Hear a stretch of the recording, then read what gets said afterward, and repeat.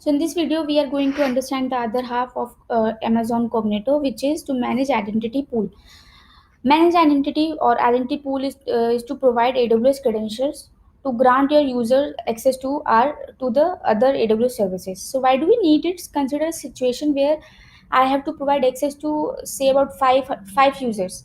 So I'll simply go and create user and then provide access to those five users to my AWS services. So that's how we can do that this thing with IAM. But what if the user count is way high?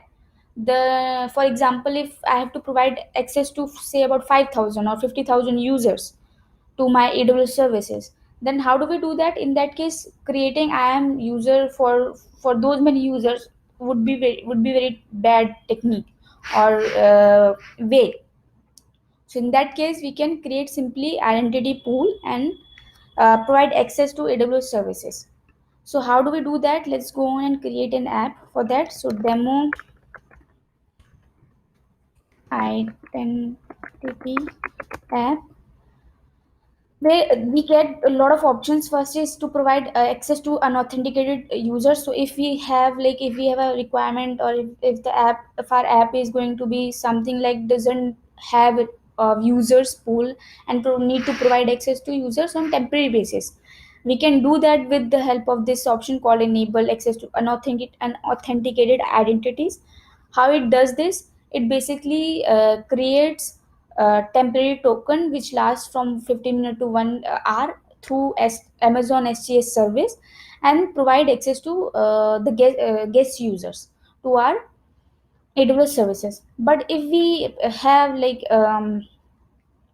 if we have uh, a user database or identity database, then we can integrate our identity pool app with the federated identity providers. For example, Cognito, Amazon, Apple, Google, Twitter. So, or if I assume I'm going to, have other identity providers, if I want to integrate it with OpenID, SAMLs. For example, we have Okta or Microsoft Active User Directory. So we can integrate such active directory with OpenID connected SAML from this section.